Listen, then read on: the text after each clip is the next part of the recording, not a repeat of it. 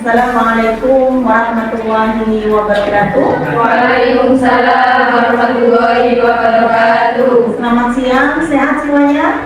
Alhamdulillah. Semoga sehat.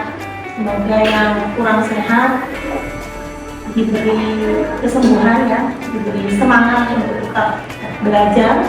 Dan hari ini kita akan berdiskusi tentang audit sumber daya manusia yang tentunya berkaitan dengan tata kelola sumber daya pemerintahan. Nah, nantinya kita akan berdiskusi panjang tentang audit. Apa itu audit? Kalau kemarin kita mengevaluasi laporan, sekarang audit. Jadi dari laporan itu di audit, biasanya bagian audit ini biasanya bagian ada tim tersendiri. Kepada yang bertugas, kelompok yang bertugas dipersilakan, monggo.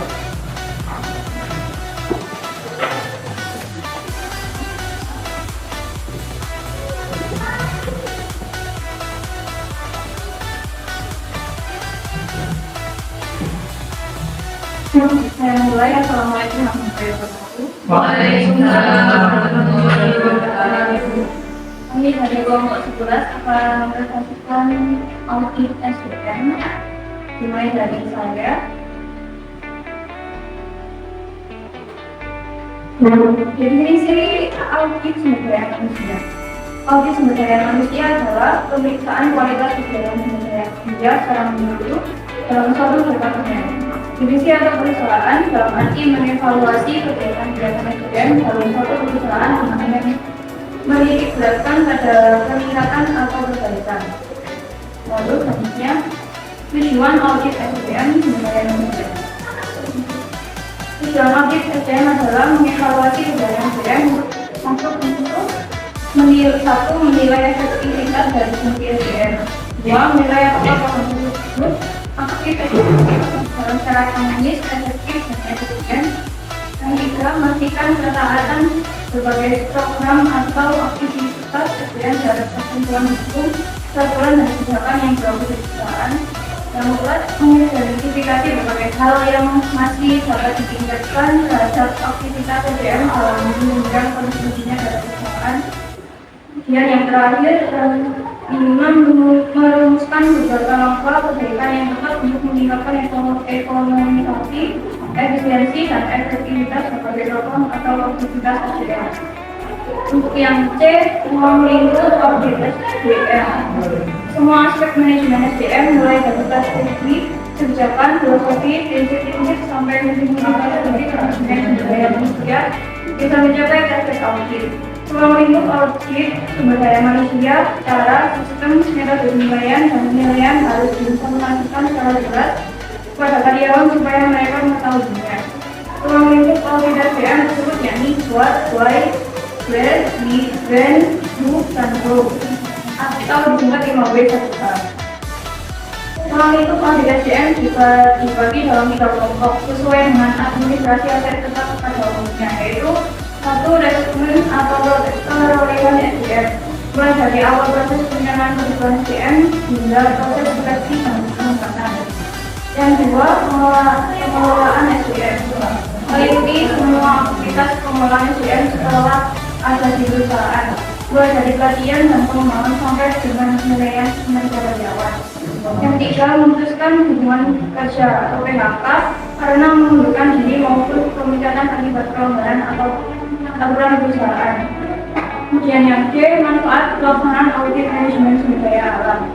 Audit sumber daya manusia mengevaluasi aktivitas SDM yang digunakan dalam suatu perusahaan dan merupakan pengendalian kualitas keseluruhan yang mengevaluasi aktivitas SDM dalam suatu perusahaan.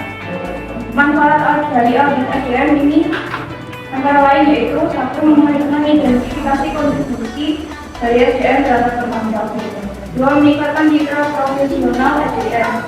3. Mendorong tanggung jawab dan profesionalisme karyawan. Kemudian yang akan dilanjutkan oleh Mbak Lucy. Kemudian nanti pendekatan dan penerapan audit SDM.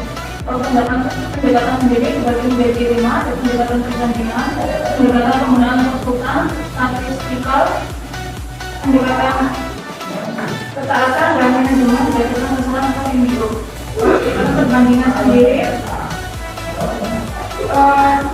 dapat bersifat eksternal dan internal.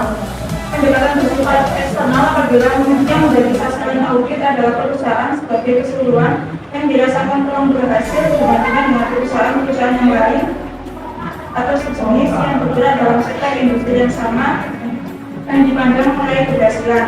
Kemudian yang bersifat internal yaitu apabila yang dibandingkan adalah satuan kerja atau bidang fungsional tertentu dalam perusahaan yang dianggap menghadapi masalah dibandingkan dengan satuan kerja atau bidang fungsional lain. Yang B, pendekatan penggunaan konsultan. Pada pelaksanaan auditnya dengan sumber daya manusia sebaiknya juga menggunakan informasi dari para ahli seperti tenaga spesialis perusahaan konsultan. Di samping itu, berbagai laporan hasil penelitian yang menyangkut kinerja MSDM juga tepat untuk digarap terutama dalam menerapkan standar tertentu yang berlaku secara ilmiah dan dalam praktek perusahaan lain. Yang ketiga, pendekatan statistikal. Tim audit menyusun standar-standar secara statistik dengan mana berbagai kegiatan atau program dievaluasi. Pendekatan ini sangat bermanfaat terutama untuk menilai kesalahan atau kekurangan yang terjadi dikaitkan dengan audit kepegawaian misalnya dewasa ini kalau support bagi suatu organisasi dan bahkan sering dipandang sebagai suatu keharusan. Yang kedua, pendekatan ketaatan. Manajemen harus taat bukan hanya pada ketentuan perundang-undangan yang ditetapkan oleh pemerintah, tetapi juga kepada berbagai kebijakan tentang manajemen sumber daya manusia yang ditetapkan sendiri. Yang kedua, pendekatan manajemen berdasarkan pasaran atau pintu. Merupakan salah satu bentuk gaya manajerial dalam melibatkan para anggotanya organisasi dalam proses pengambilan keputusan. Lanjut.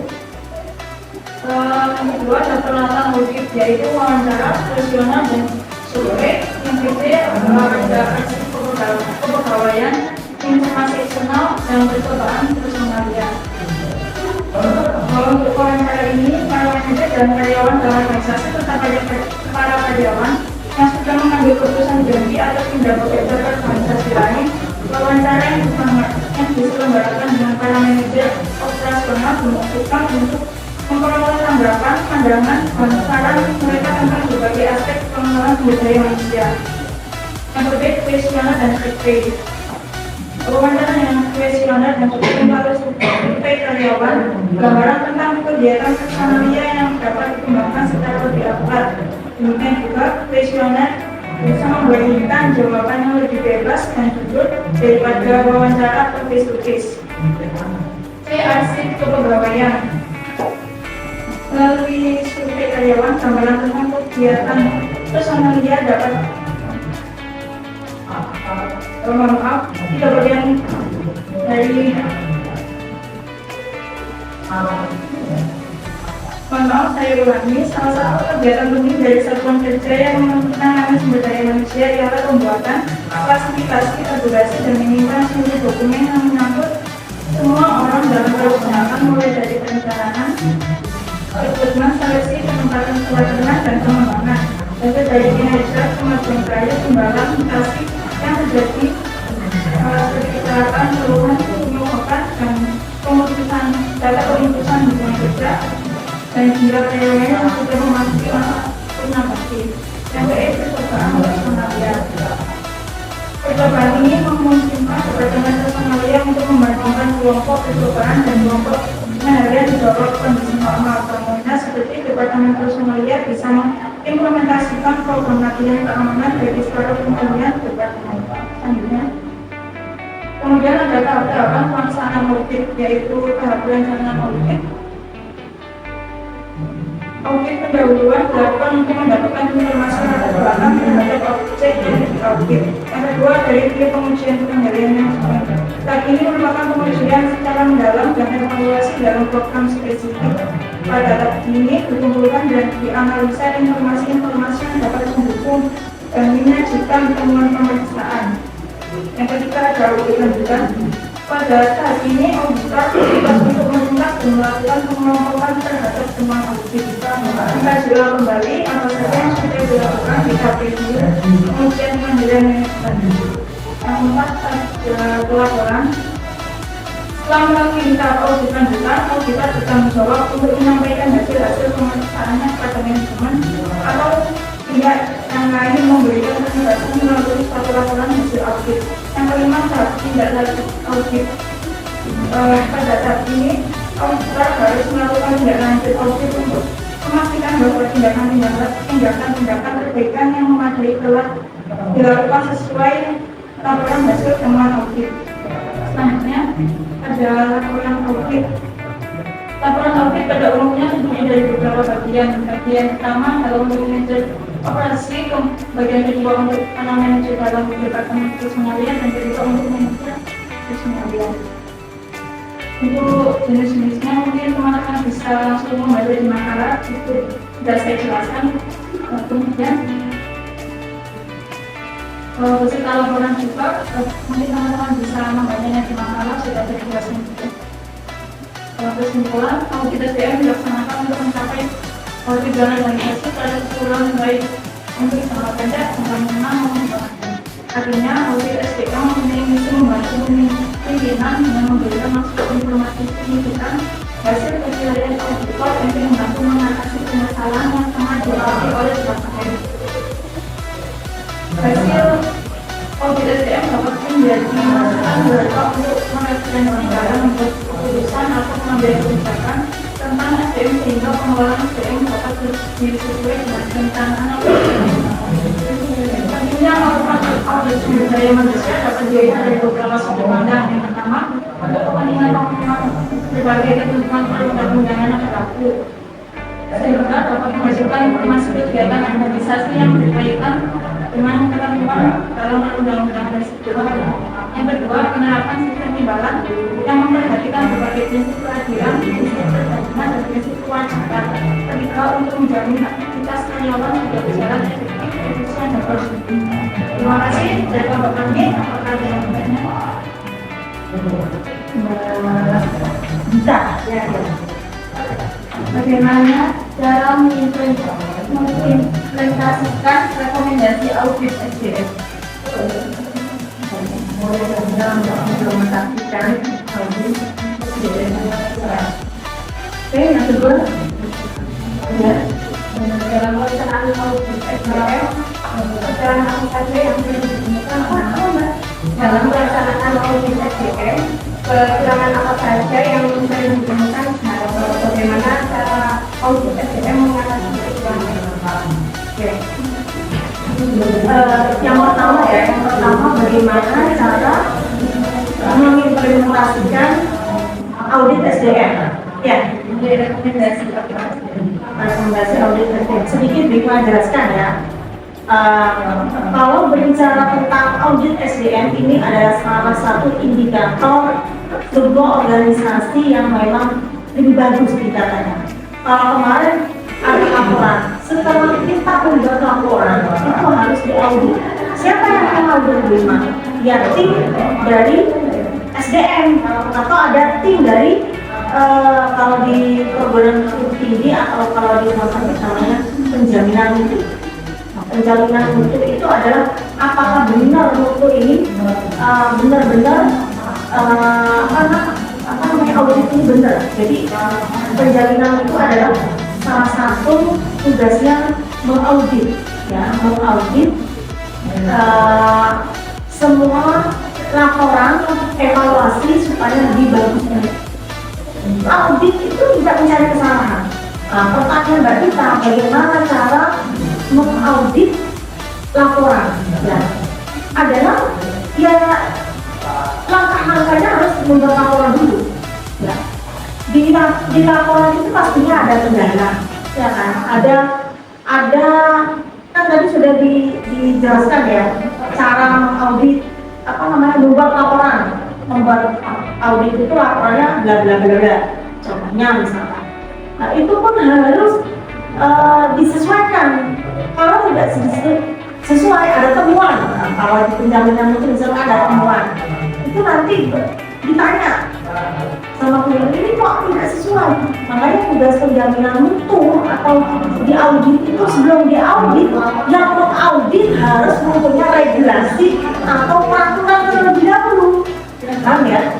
Pertanyaan yang bagus. Jadi rekomendasi audit itu dari siapa, Bu?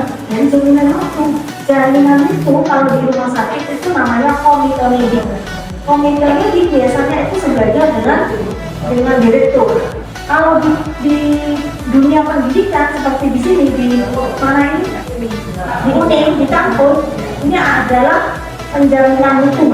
Penjaminan mutu biasanya levelnya kalau di dalam suatu organisasi itu levelnya dengan pimpinan. Kalau di sini level ya kalau di rumah sakit apa namanya direktur ya direktur. Biasanya itu sama. Tapi kalau nggak sama ya tergantung dari budaya organisasi tersebut. Tapi berbicara kebiasaan secara teori, karena penjaminan itu levelnya sama, hampir sama ya, tidak sama gini, mungkin ada garis panahnya lebih sedikit, nah itu sama dengan pimpinan, karena juga pimpinan itu harus diaudit oleh penjaminan mutu. Nah, karena pimpinan kan sendiri ada banyak pimpinan itu bukan dijamin, diaudit oleh jaminan mutu. Jadi kalau ada kesalahan apapun itu, penjaminan mutu itu juga ada tim. Nah, untuk membuat tim, itu juga harus ada regulasinya, harus ada peraturannya. Begitu kalau mau mengaudit apa aja langkah-langkah audit itu harus dijelaskan di regulasi. Nah, makanya membuat laporan itu setelah ada laporan kan diaudit. Audit itu apa langkah? Nanti kalau kamu ini belum KKN kan? Belum KKN belum. Nah itu biasanya tim KKN, panitia KKN yang mengaudit siapa? Penjaminan mutu. Apakah berhasil tidaknya KKN? Berhasil. Di luarnya berhasil. Nah, setelah dilihat laporannya, ternyata ambulan berarti tidak berhasil. Hanya keluar-keluarnya aja yang berhasil.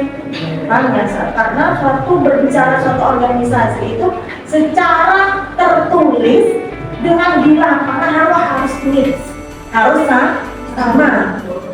Itu yang dikatakan berhasil. Kalau cuma di luarnya aja berapa, di lapangan berhasil, tapi membuat laporannya tidak berhasil secara tertulis juga. Ini dikatakan tidak berhasil. Makanya audit itu kan membuat laporan, setelah membuat laporan di audit untuk apa? Mengevaluasi apakah benar antara lapangan dengan yang dilaporkan secara tertulis ini ada mix. Ada yang juga di lapangan itu sebenarnya tidak berhasil di lapangan tidak ada apa-apa, tapi laporannya berhasil berarti kan berita bohong, nggak mix. Kalau tidak mix berarti pembodohan kepada organisasi, membuat laporan kepada pembina tidak benar. Jadi dua-duanya harus sejalan. Untuk apa? Memberikan laporan ke pimpinan atau lembaga supaya organisasi ini dimanage dengan baik. Oke? Amin.